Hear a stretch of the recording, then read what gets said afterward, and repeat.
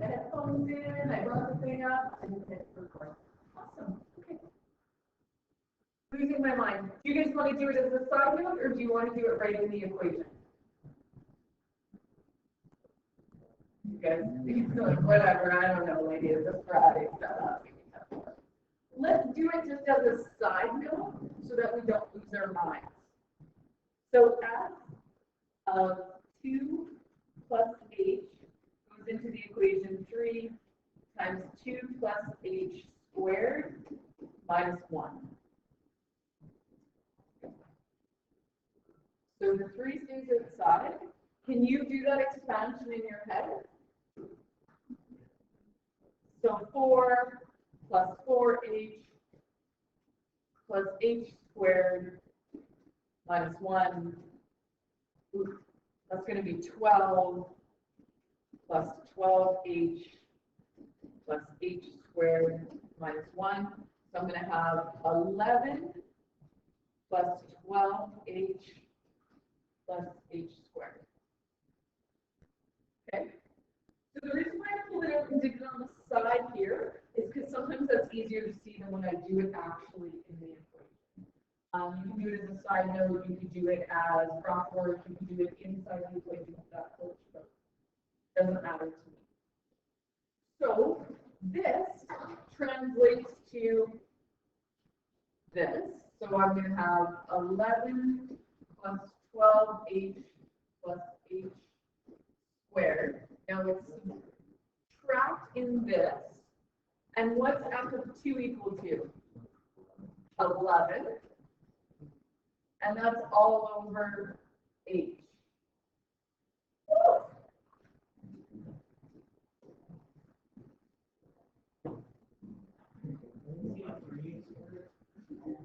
Pardon? 3x squared? Oh, 3x, you're absolutely right. Sorry, that was my fault. Oh, that's purple. We'll get over it though, right? So the slope is going to be 3h squared plus 12h all over h. What do you want to do? Take out an h, and I can take out a 3.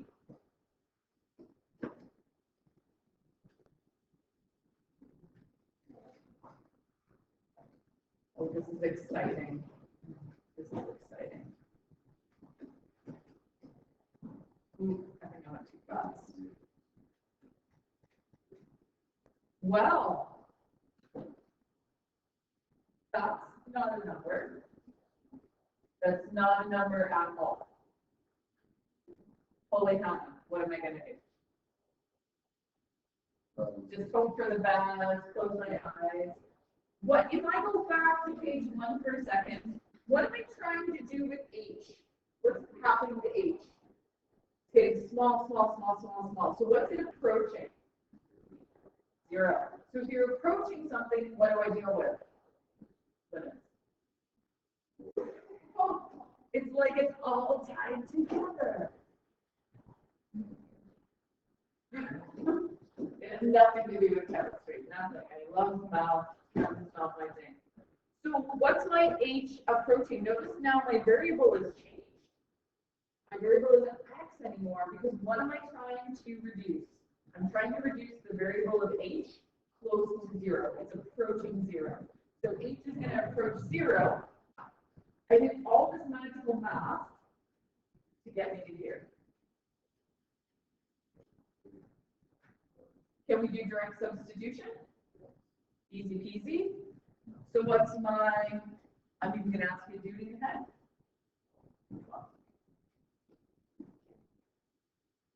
So my slope,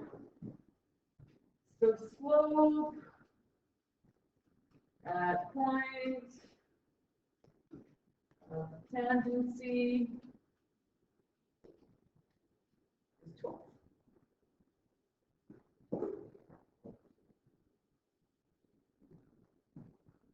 That makes sense to everybody?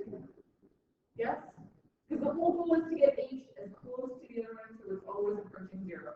Anytime you're dealing with anything approaching something, you deal with limits. So Is this math better than table of values or less better? I like this better, but I'm going to tell you, if all else fails and you're having a brain fart, that table of values will never let you down. That's what I told my grade 11s. All right. All right, so when we're dealing with derivatives, we usually call them f primes. So when we're dealing with a first level derivative, and we'll get into this a little bit more, first level derivative, so we're looking for that slope, we call it an f prime. So that's just an f with a little tick, not a -1, but a little tick. If we're dealing with second level derivatives, it would be f tick tick. Third level derivatives, f tick tick tick. Fifth level, you get the idea, right? So when we do a derivative, we're actually trying to find the point of tendency. Or sorry, the slope at the point of tendency. So the derivative is the slope at that particular point. All right. I see that you're super excited. Okay. So here's what I need to show you. Is derivatives can be shown as f prime. They can also be shown as y prime. That makes sense because f of x is the same thing as saying y. This is where stuff goes a little bit crazy. You're taking the derivative of the y over the derivative of x. You're taking the derivative of f of x, which is the same thing as y. So that's not that crazy, over the derivative of x. This one I've never ever seen before, but it has popped up, which is confusing. And then they drop the whole x here into the derivative of x over dx. Very confusing. I'm going to probably hover around this one, and this one. Those are going to be like the three that I function in. I'll try to stay away from these, but I can't guarantee you that you won't see them in the rest of your everyday life. I think you'll be okay. And we're going to do second derivatives and third derivatives. And like I said, those will be denoted by an extra. Easy peasy. So, moving on. Using the definition for derivative, determine the derivative of this equation. You're like, hey, where's our point of tendency? What? You don't have one. This is crazy. Wait, crazy. So what I'm asking you to do is create the general equation for the point of tendency. Are you guys okay with that? So we're creating the general equation because there is no point of tendency given. So in a question like this, you're creating a general equation.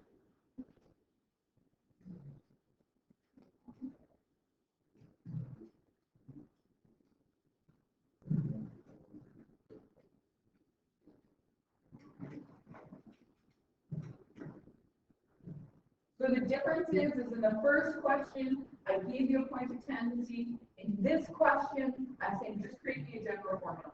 You guys have done that a million times. Sorry, it's not this time. Let's do this. Got this. So is it okay that I start with the limits right away? Are you guys fine with that we start with the first line of the limits? So you're going to do that at the end? No? Okay, all right.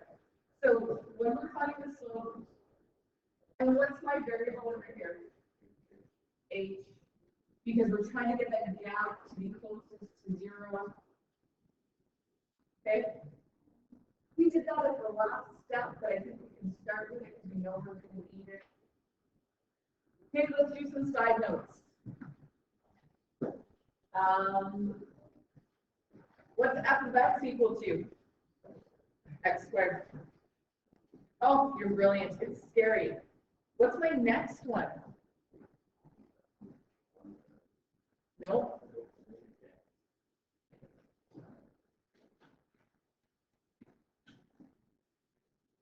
X plus h, right? right? Because you're looking at point of tendency is at f of x. The secant point, the second point is going to be an h distance away. So this is going to be x plus h. So this would be x plus h squared. And if I expand that, I'm going to get x squared plus 2xh plus h squared. So much nicer when we have numbers to deal with, and not all these letters. So the formula states that I have to have f of x plus h minus f of x all over h. We did our side note over here, so we know that as h approaches 0, f of x plus h is the same thing as this. So I'm going to write in x squared plus 2xh plus h squared. And so subtract is in the formula. And we know that f of x evaluates to x squared. And that's all over h. What's going to happen with my x squared? They cancel it. I really need to learn how to make it smaller. So looking at what I have left, what am I going to do? Take out an h. So I'm left with 2x plus h all over h. Notice my whole goal is to get rid of that denominator. That's supposed to be 0. So as h approaches 0 of 2x plus h, when I evaluate that, what is my simplified expression?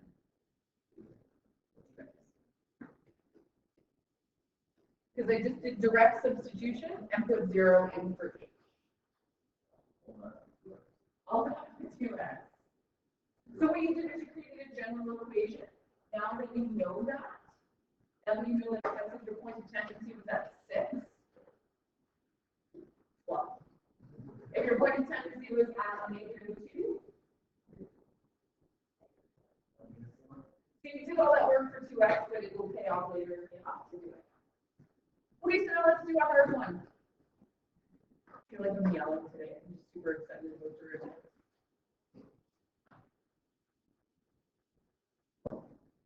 You ready? All right. So do I have a point of tendency? No. Ooh, we can also write this as, sorry, just got excited, look at my notes. So the derivative just means the slope at point of tendency. So we would write it f prime of x. Okay, so now I'm so excited. Now we're going to do one that's more difficult. I'm doing it in red. I'm just super excited about it. All right.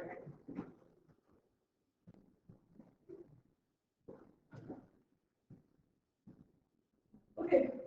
Haley yawned, I yawned. I was really excited. So we know that f of x is going to equal this. We know that f of x plus h is going to equal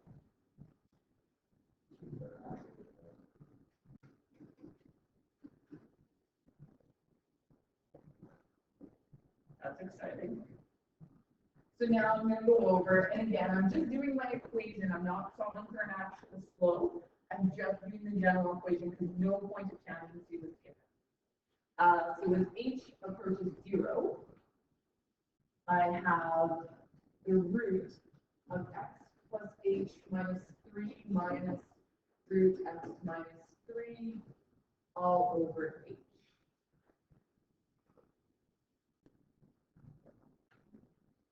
Okay, I got to what math do you think am I going to do? No. Rationalize. I can't square because there's no other side to square. So I gotta rationalize. Whoa, this is ugly. So I'm going to multiply by the root of x plus h minus 3 plus the root of x minus 3 all over the same thing. Doesn't this look ugly? But so this is what you're training all those radical units that you had to do and conjugates that you had to multiply by. This is so that it would be easy. No? Okay. A girl can dream. Just let me have this for a minute. Okay. So with the binomial, let's go through it all the steps so we don't miss anything. Radical times by the exact same radical. Cancel with the radical. You got that. So I'm going to have x plus h minus 3. Now I take the big radical and times it by this radical. And it's a positive. I'm not actually going to multiply. So this would be root x plus h minus 3 times by root x minus 3. Now on the inside, so now I'm done with that. Now I'm moving on to here. So now I have a negative root x minus 3 times by a positive x plus h minus 3. So that's going to be, anybody excited yet? Do you see it? This is why we do difference of squares.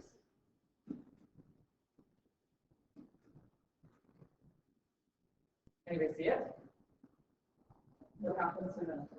We cancel each other. This is why we do it. And then we have this radical times by itself, but the signs are different. So it would be a subtract. And I'm using brackets because that subtract has to be carried through both terms. Oh, yeah, maybe not a problem. Holy heck. Oh, okay.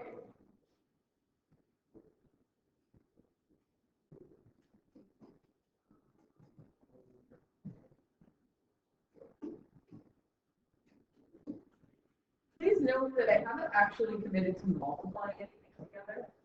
It's a waste of your time kind of to do that. Okay, we got this. We can do this. It looks really ugly, but it's not terrible. What do we know about these things? They cancel each other. Get angry now. Okay, I'm deciding to know if I'm going to get bread. So I'm going to have x plus h minus 3 minus x plus 3 all over h times the root of x plus h minus 3. Somebody's not having as good of a time as we are. Okay, what happens to my 3's? Cancel out. What happens to my x's? What happens to my h's? They divide out. Okay, so don't make this mistake. Remember that they divide out. H divided by h is 1. So your denominator still stays down there. Your numerator is 1.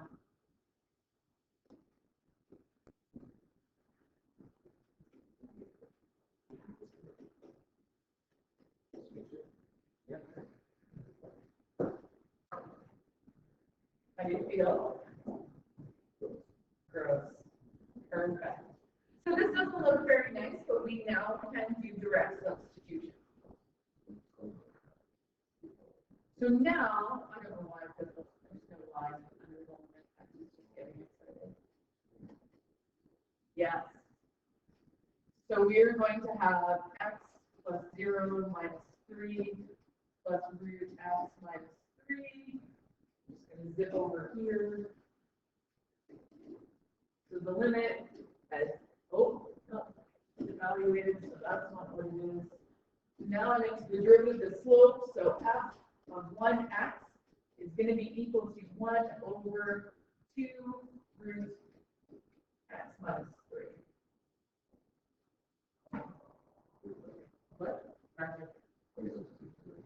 Yes, I did a direct substitution. So now that you've calculated that out, I can ask you if find the point of tangency when x is equal to, I don't know, do some math, 7.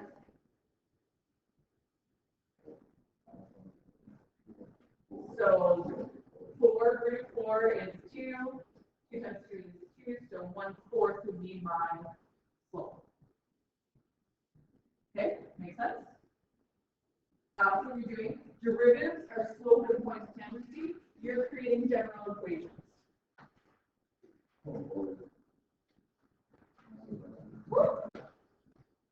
Another ugly one. Can you please note that this has a whole page?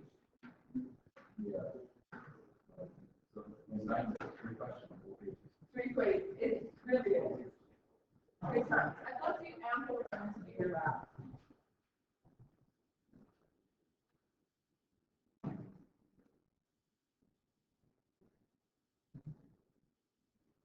Okay, what do you guys want to do? Do you want to put the 2 in first, or do you want to solve like we were doing here, and then do the substitution at the end? After you chose one of my options. After? Okay. Somebody said after the first one, you kept it, that's great. You said after.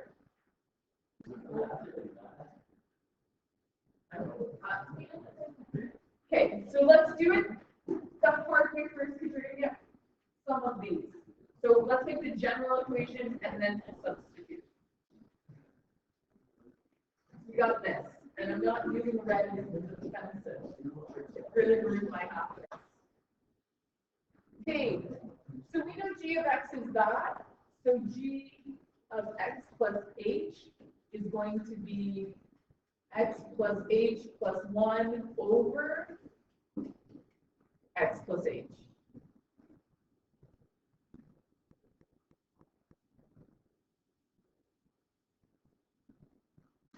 Emotionally ready? I've given up reading. I'm not sure we're ever going to be emotionally ready for this. So I'm going to have x plus h plus 1 over x plus h subtract x plus 1 over x all over h.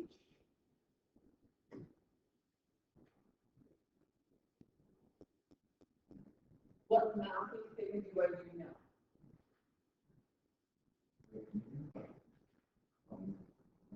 That's what you should be doing.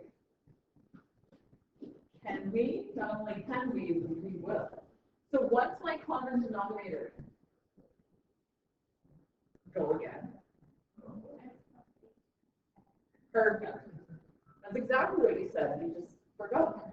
Good. I just didn't hear it. I've got something in here. So we're going to take this and go x times x plus h over x times x plus h. I'm going to do all the steps so we can see it. And I know a lot of you can skip these. And I will not be offended if you choose to skip them. But I just like to make sure that our notes are full and complete. If you're looking back, you have some hot, sweet clue what's going on. And since I'm irresponsible with recording, it's probably better that you rely on your notes.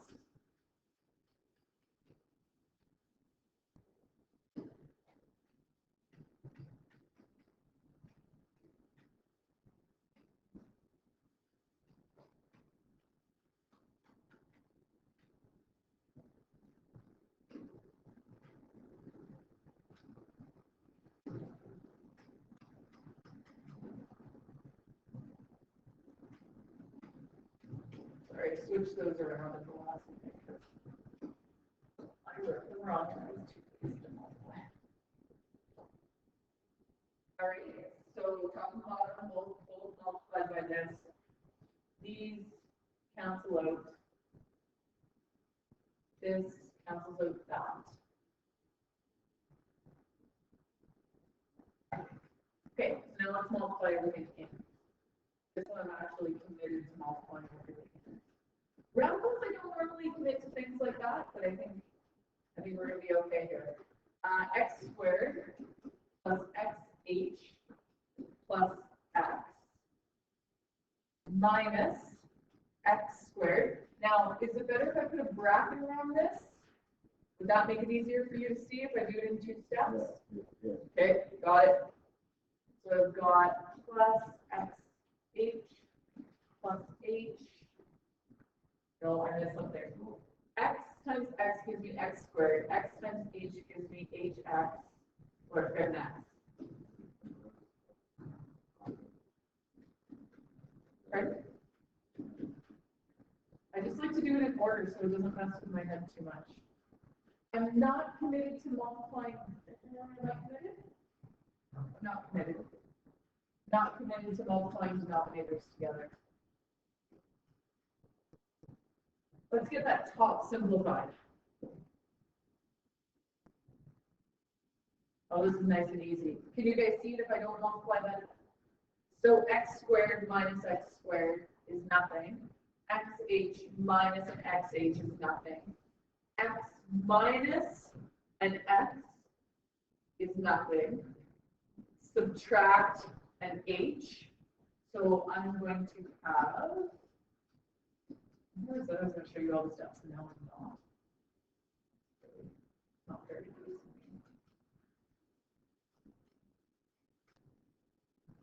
What am I going to do? Factor. Well, I'm going to cancel out the h's. Please don't move the denominator. If we're almost there, but it's going to be, the numerator is going to be a -1. Okay, so as h approaches 0, what's happening? X squared, right? Well, it's going to be 1 over -1 over x squared. Hey, how come? At this point, I couldn't substitute h in? Because you'd have a 0 on the bottom. With limits, you can't ever get to an undefined. A point can be undefined, a place can be undefined, but limits aren't undefined. They're always something. Okay? So if I did direct substitution into here, I get my denominator 0, and I can't have that in a limit. All right, so my derivative of this would be -1 over x squared.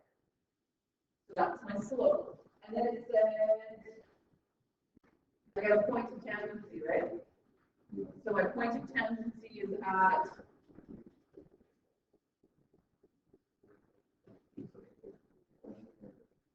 so you are going to substitute in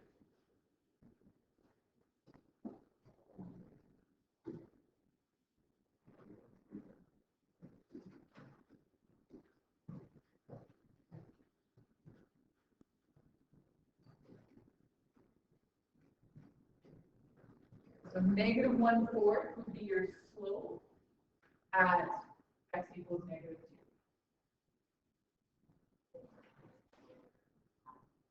All right, Jay, that was a pretty quick lesson and you recorded halfway through.